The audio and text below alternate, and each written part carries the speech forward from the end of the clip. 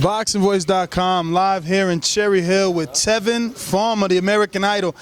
Tevin, man, I don't know how excited you are or what's really going through your mind, but with yesterday's big announcement of Mayweather-McGregor, does it have you thinking? I know that you and your now, we have to call him your nemesis, Tank Davis, you guys been going back and forth on social media. Yeah. You know, you said we're going to do things your way now. You got your mandatory shot by getting into this eliminator with Billy Dib, and that's the way you want to go. But when you guys were actually arguing on social media, that Mayweather-McGregor fight wasn't finalized. We didn't really know it would be happening. Maybe you did, I don't know, and we'll find out today with this interview. But now that that is official, and he did put that offer of you being on the undercard, do you want to bypass? I mean, Tank did. He not a boss. He don't call a shot. Tank don't call the shots. They ain't put an offer. And if they did, like I said, I worked as hard to get to a mandatory spot. I'm not giving it up. I mean, I've been asking to fight him when I was ranked number 15, number 14. They made me work so hard to get to the number 1 spot for me to just pass it. Nah, I'm gonna enjoy the process. Well, you would consider it passing it if they said, hey, listen, this is the offer, August 26th. I'm going in September, and I stand by that. All right. Well, Tank is going to have to wait. Listen, this is the perfect opportunity for him to be a tough guy because he know he have to see me no matter what. So now he like, oh, well, I have to see him no matter what. Might as well call him out now. If you go look at the interview after the Watch fight, Floyd himself say, we don't need Tevin, we don't want Tevin, he's not on our radar, let him go get a title first. What changed now? Because I'm eliminated, so you got to see me regardless. So now you want to be a tough guy? Nah, it can't. I'm not letting him get me into that. I'm going to do it the way I want to do it. He'll see me. He'll see me. He can see me in December, after September.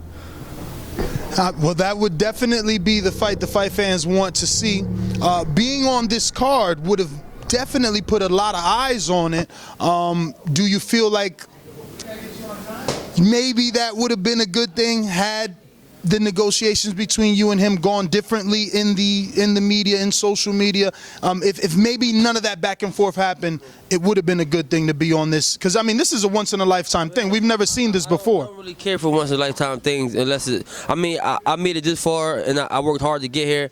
I don't think I need to use or need anyone far as getting on their card to get publicity. I mean, I did it myself this whole time. I mean, I don't want to give nobody no credit to say, oh, well, you this big because you fought on this card or this and that. I did it. I worked my way up to the top to get here with my team, and for me to just try to, nah, I'm gonna do it. I'm gonna do it my way. September. That's the date. I don't care about the money negotiation. I'm gonna do it September. I will see him when I see him. I called him out. Floyd said he don't need me. He don't need me. He said go get a belt first. I'm gonna get Davis' belt after I beat my mandatory. Speaking of team, Billy Dib is the person that you're going to be in this eliminator for the Tank Davis belt. And his team or former team already went out on your social media page and basically said, you're too much for Billy Dib, and that was 50 Cent himself. How does that make you feel that, you know, these superstars are noticing your level of talent? I mean, at first it was cool, but, you know, I'm at a level now to where, though, I feel like I'm gonna start myself, so it don't really shock me. But as 50 Cent, I mean, 50, that's my friend. It's not a surprise. Man, 50 cool. The truth is the truth, and 50 is the guy that tell the truth. I mean, but as far as me being starstruck and all that, I feel as though I'm a star, and I'm becoming a bigger star, a bigger star myself. So, you know, but for 50 to comment, it just gave me more publicity, man, for real. And I mean, I actually was up on his station the other day, yesterday. I was looking forward to seeing him. He was supposed to come up there, but I don't know what happened, bro. I don't know. I know 50 is the guy to keep it real, man. And if he knew who's going, actually, hold time out. He didn't say I'm going. He did say I'm too much for. Really did. But he said Tevin Foreman going to take it all. That's what he said. That means beating Davis' ass and Dibs. You know, but I don't know if the man did fight gonna happen. To be honest. I don't know if Dib's team want that. I'm not sure if they do or not. But, you know, Dib's good people, man. I don't got nothing bad to say about him. Who would be next in line if the IBF reaches out and tell him, hey, do you want this shot eliminated with Tevin Foreman? He says, nah, I'm going to pass. Who's next? I don't know. Whoever that. You don't know? Oh, I mean, you might have checked the rankings. Nah, I don't really. Nah, I mean, I wasn't even expecting an elimination bout, to be honest. I thought I was going. Because I'm rated higher than WBC, so I thought I'd get a shot at that. But, I mean, the elimination bout came up, so I'm like, oh, cool. I mean, the guy that I want to fight, got the belt. So I go that route if I have to. I mean, hopefully if they want to fight, they put me at the mandatory spot automatic. Now, once upon a time, I know that in social media, obviously, because this feud between you and Tank dates back, you've questioned his level of opposition, he's questioned your level of opposition. Has that changed for you now that he's been able to beat Pedraza? No, because he fought a drain Pedraza, a guy that couldn't make the weight no more, but he got offered money that he couldn't turn down, and he took the fight. And then he went over there and beat a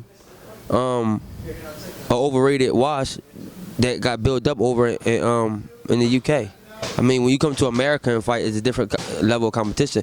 Not taking away from nobody from the UK, but over here in America, the level of competition is different. So when you get built up in Puerto Rico, or you get built up in Dominican Republic, or you get built up anywhere, the U.S. is where it's at, man. Like a lot of fighters undefeated. Like even Matisse, he was undefeated until he came over to the U.S. And I'm not taking away from none of them guys, but it's just a different level of competition over here. Speaking of levels of competition, you jumped up and showed the world that, you know, you could compete at 130, but as well as 135. You took on Redchak, and you made beautiful work of it. And really, that's when the world started to take notice. I moved up, and he came in overweight, and we took it. Do you feel that things like that are what's keeping those big names fights away from you, showing the world that you're big enough yet intelligent enough to move up to another division and not get punished by a guy that's supposed to be bigger than you? No, because they were ducking me before I even went up there. They were ducking me before that. I just think it's a skill set. They don't think they can beat me.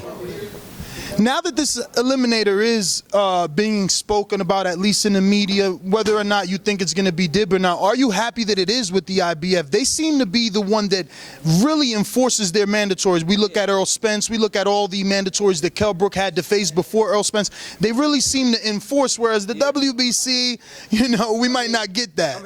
I'm happy to be, the opportunity is an opportunity, and I'm happy no matter which way it went. I mean, the IBF was first, so hell yeah, I'm happy. I'm real happy about that. I mean, the IBF do push their mandatory. They make them fight the mandatory. I mean, that's one thing I know about the IBF. So, I mean, I feel safe being the eliminator for the IBF.